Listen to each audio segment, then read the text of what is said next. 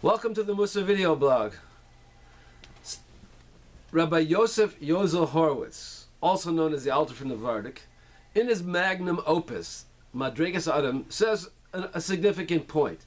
He says we tend to compare ourselves to extremities.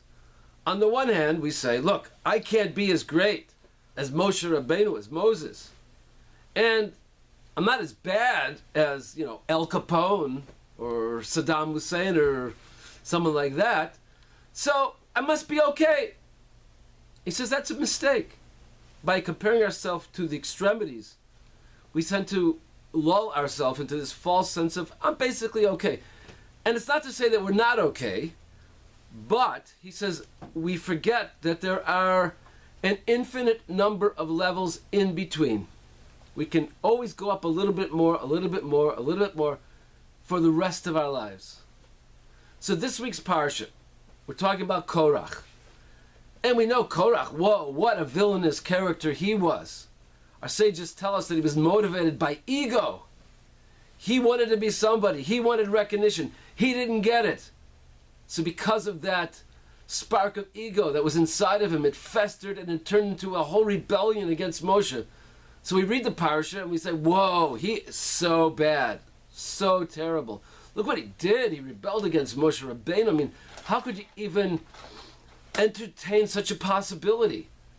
So, it has nothing to do with me, because I would never do anything as terrible and as despicable as that. However, that's a mistake, because at the core, what caused him to do what he did is quite relevant to us all the time. Mesilas Yesharim tells us it was kavod. He wanted recognition. Ego. He's driven by that.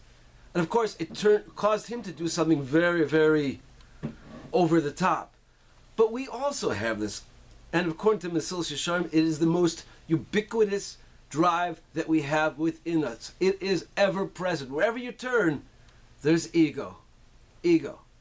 If someone once said something to me that I found a little bit insulting, then I'm harboring for who knows how long afterwards thoughts about this person. Oh man, I feel some kind of tension there. And when something doesn't go good for him or her, there's a little bit of joy within me. And other things, someone said something to me a little bit not the way I wanted it to be, so I'm sad. Most of the time, if we're down, we're feeling melancholy, if we look into it, we will see that it probably something happened that I felt a little bit slighted. We don't do things because we're so worried about what other people are going to think. I have to act a certain way because what people are going to think. Well, maybe it's the right thing to do to go over to my kid right now and give him or her a big kiss. But, people are going to look and they may think that's weird. But that's the right thing to do. Why are you so concerned about what everybody else thinks? Or maybe right now I'm in the middle of this company and I don't know, and I want to impress the people.